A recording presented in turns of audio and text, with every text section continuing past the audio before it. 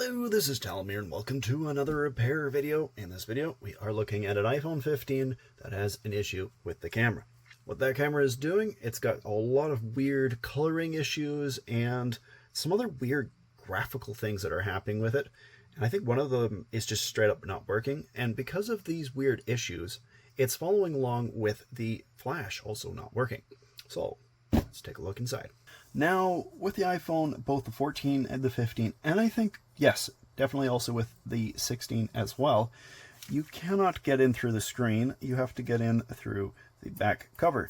Because of that, you're going to heat it up. Instead of with a hot plate or a heating mat, you got to instead use a heat gun, just like you would with pretty much any Android phone. So I got to give these screws a little bit of a clean. This is simply because they're pretty dirty. And when the dirt gets stuck in there, it does make it a little bit difficult to get those screws out, and it can even cause these screws to strip. If that happens, you're not going to be having a fun time. With those out, let's get this heated up. Now we're just looking for hot to the touch. I like to heat up the whole entire phone first, but our primary focus is around the edges. There's also a metal plate around the entire back of this back cover. And it really does help to use that as leverage. Once you get in there, you can actually start using these picks, these plastic picks. They do work decently well, but at the beginning, you have to use plastic cards, and that's these guys here. I do have Amazon affiliate links in the video description where you can get those, and a whole bunch of other stuff that I regularly use in my videos. So I got a suction cup here, and let's see whether or not I can just pry this up, even just a little bit. I just want to create a bit of a gap. You can get some alcohol along this edge here. And let's see if we can pump this just enough to get that alcohol into that seal. There we go. We got a gap. So let's get ourselves a card in there. Get some alcohol in there. That way we got a bit of a gap going. Might not be a bad idea to add a little bit more heat, especially to those edges. So I'm going to leave the card in. Let's get this suction cup off. Probably going to have to put that suction cup back on, but for now, go as we go. Now, if you get the heat too much around that card, the card can end up melting. It's not a big deal. If you put it on your bench, you can actually use the heat gun to flatten the card back out.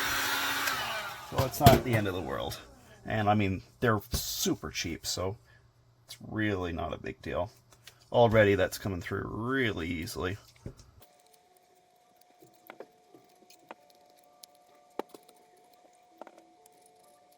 Those corners, I do recommend you just be careful.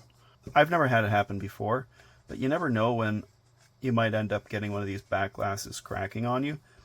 As I said, I've never had it happen. These things are pretty robust. It's not normal glass. I believe that these backs are actually a kind of ceramic. But it really is always a good idea to be careful. I think at this point, we've got it pretty much up. I'm going to go in with one of my pry tools here, one of my picks, because the clips are what are holding it in place now, with maybe a little bit of adhesive left. And what I want to do is try to wiggle the bottom of that out instead of trying to cut through. It can help a little bit. So let's give that a go. Can the bottom wiggle? Yes, it is wiggling. So I'm going to pull it to the side. Now, this side is the side with the cable for the wireless charge coil. So you got to go from this side. There we go. Let's get something heavy that I can go and place this behind. That'll do. Now we've got some screws. We got to take this plate out. You got one tiny screw there. This is where the battery is, so you got to go and take those up. There we are. This one just slides out. Now that one here, that is the FPC connector for the wireless charge coil.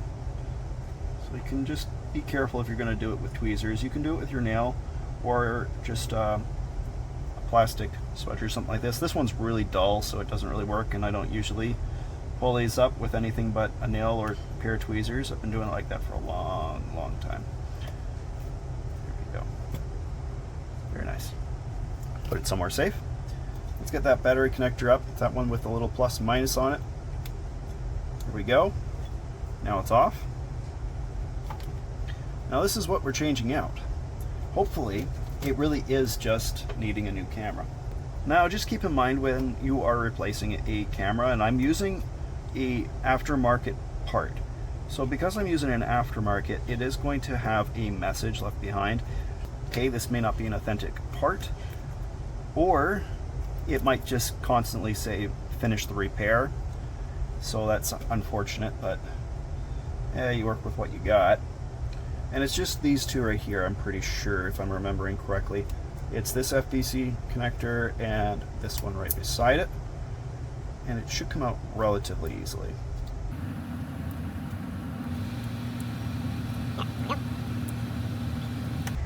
So there is a possibility that there might be a small amount of lost function when you replace the camera with an aftermarket, but you can also replace them, with a proper one, and you can go through the procedure to fix it, even if it's a used one, as long as it's from a phone that was, I believe that it is, as long as it's been unlocked, you can use the parts from those phones.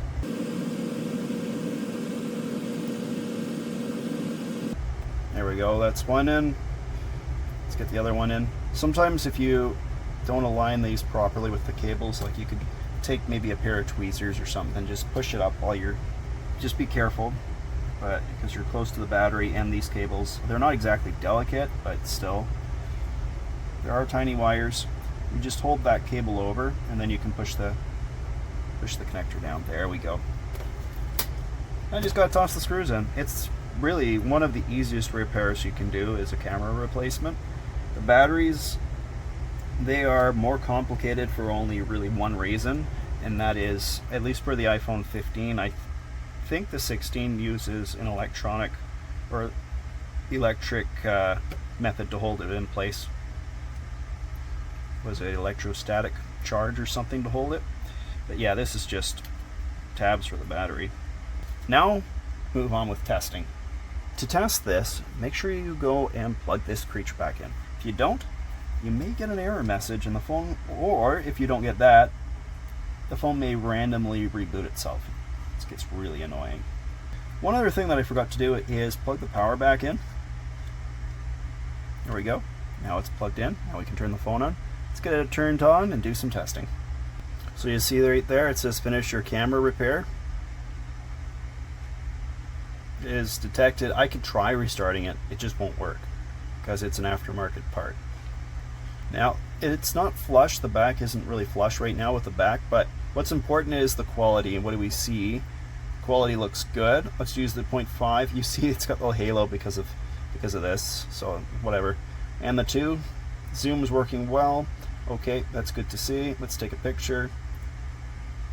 Looks good. And one other thing we got to do is turn on the flash. There we go. Flash is working.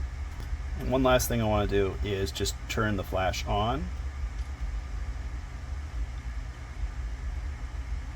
There it is. It's working. The last step we have to do is remove this old gasket. We got to put in a new one. Let's do that next. So I'm just using a adhesive removal tool to get this all out. And after that, I'm going to go over it with some isopropyl alcohol as well as some Q-tips to give it a good cleaning. I like to cut up little squares of paper towel to do this. It's really sticky, the adhesive, so just tossing it on there afterwards, it really helps. Well, I had to alter the seal, as you can tell, but it is ready. It is, as you can also see, not the correct seal, but it still will work, so that's what's important here. So let's just get her lined up. This is going to be a bit fiddly because it doesn't have as much strength as it normally would. That looks like it's gone in. Pretty sure that this is a tri-level, which means underneath this is another layer of plastic. That's just to hold this all into place. I already removed the first layer, which is the layer that protects the actual adhesive, keeps it nice and fresh. Your spudger, just push it on down best as I can. There we go. Let's peel this off. Sometimes it catches as you peel it up. So for example, peeling it up right here, I might find that there will be portions of the seal that start to pull away from the frame. It seems pretty good though. Sometimes it happens up around here. Is it doing it? A little bit right here. It's just a very thin area, so it makes sense that it might. Yeah, it's fine. Very nice. Look how smooth that came out. I just have one more bit right here. And we're done. The seal is in place. Time to put this phone back together. Make sure you push the battery back in now. And I do like to start off first with the battery. It's not really important. You can do whatever method works best for you. That one has a bit of a latch. You got to stick in the latch first. If you're having difficulties where you got really big hands, use tweezers to get that hooked first. Once that's hooked, it's just a matter of getting it screwed in. And it's not hooked. Come on. That's it. Let's close her up. And I just give it a good rub. Make sure it's all well adhered to the back cover. And it is. And now for the Penelope screws. And we're done. Look at that. It's working. And it's working well. And it's doing exactly what it is supposed to, including the flash, as you can clearly see, nice and bright. So, that's all there is to this video, guys. If you liked the video, please do leave a like. And if you want to see more of my stuff, subscribe. We'll see you guys all in another video. Bye.